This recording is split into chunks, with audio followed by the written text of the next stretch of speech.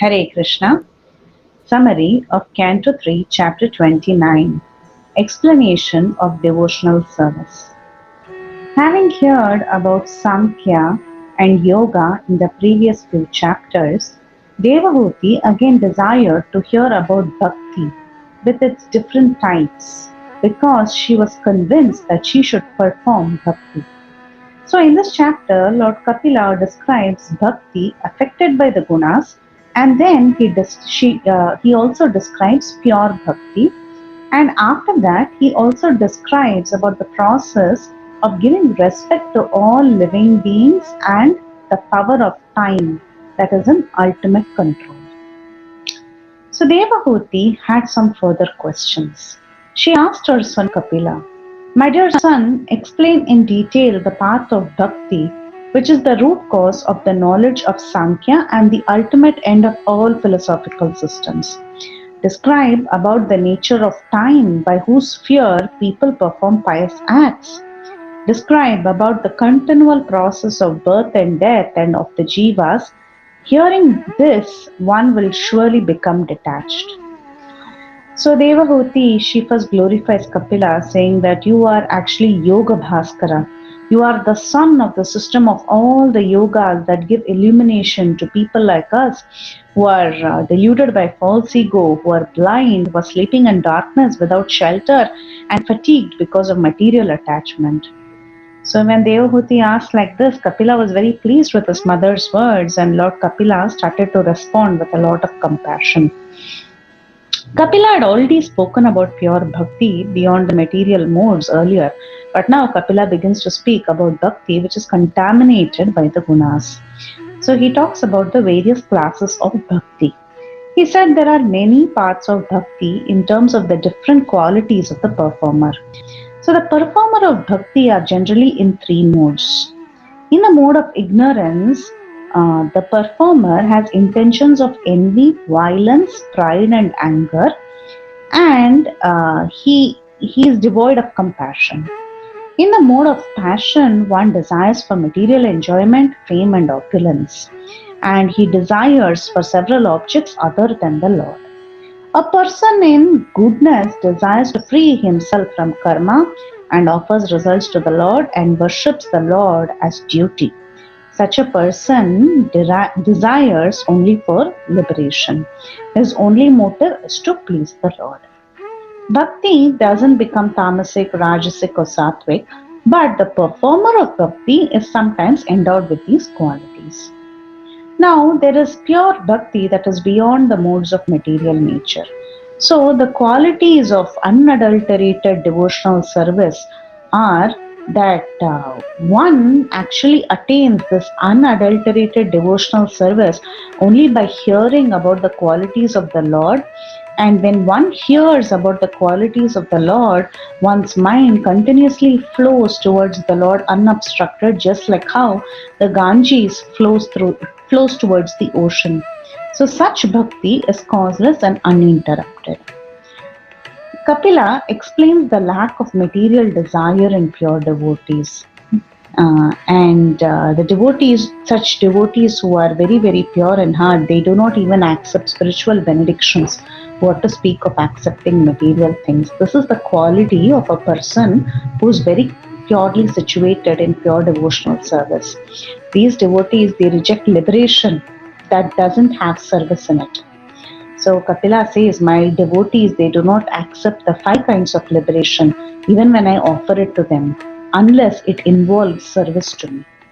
Then why do they perform bhakti? Because bhakti gives the highest result. The highest state of existence of bhakti is that one surpasses the 3 gunas and is situated in a transcendental stage, developing prema towards the Supreme Lord. Kapila explained that simply by hearing of his name, quality, and so on, one is immediately attracted. That stage is attained by following the different components of bhakti, and these components or the angas of bhakti for the purification of the mind is: one should execute prescribed duties, swadharma, without material profit. One should regularly perform one's devotional activities without excessive violence. one should make sure that one is worshipping, praying, and offering obeisances to the deity. One should be very detached, endeavor with patience, and see all living entities as being spiritual. So these are some qualities of a person or the who's actually practicing bhakti. So such components are required for the purification of the mind. Then there are qualities of a Madhyamadikari. So what are his qualities? A Madhyamadikari respects the spiritual master and the acharyas. He shows compassion to the unfortunate and he becomes very friendly to his equals and he executes all activities with regulation and sense control. He hears about spiritual matters, chants the holy names, he's very straightforward in behavior, associates with saintly persons and gives up false ego. So when one practices all these angas of bhakti, one slowly develops pure devotional service. So first one should purify oneself by the different processes, the different angas that were mentioned. They should purify the mind, and such a devotee with a purified mind is immediately attracted simply by hearing the names and qualities of the Lord. Then he can develop pure devotional service. Just as air carries an aroma from its source to the nose, bhakti carries one's mind directly to the Supreme Lord. So, in the practice of bhakti, sometimes there are offenses committed, and these offenses they create restriction. Offense generally stems from disrespect to great devotees, and in order to avoid offenses to them, one must respect all living entities. So now Kapila scolds out of affection to benefit and teach his devotees who do not respect all living beings. So he talks in the next few verses about overcoming obstacles in bhakti due to offenses. Offenses in bhakti due to disregard, hatred and criticism are discussed. First, the first offense can happen because of disregard. So one should understand that the Lord is present in the heart of every living being as the super soul. If an ignorant person neglects or disregards the Lord and all beings, his worship of the deity is simply an imitation and is like offering oblations into ashes. Second is hatred. The mind of such a separatist who worships the Lord but hates other beings can never attain peace. Third is criticism. The Lord is never pleased with such a person who criticizes other beings, even if he worships with proper rituals and paraphernalia the Supreme Lord. So these are the three things. One is disregard, the second is hatred, and the third is criticism. What is the solution? The solution is to realize the presence of the Lord in everyone. So until one realizes the presence of the Lord in his own heart and in the hearts of all living beings, one should continue to perform his prescribed duties and worship the form of the deity. Finally, in the form of death, the Lord gives fear to those who see differences between themselves and other living beings. Therefore, through charity, respect, friendly behavior, and equal vision, one should propitiate the Lord and worship the Lord who is present in all living beings. So, by having equal vision, it doesn't mean that the devotee loses discrimination based on gradations of the Jivas.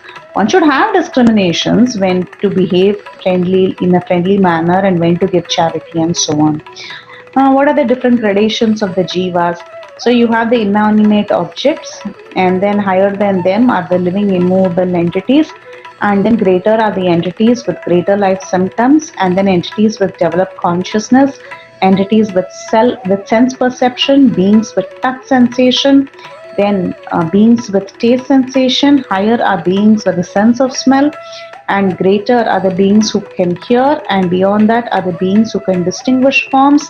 And then there are beings or entities with two sets of teeth. Greater are beings with many legs.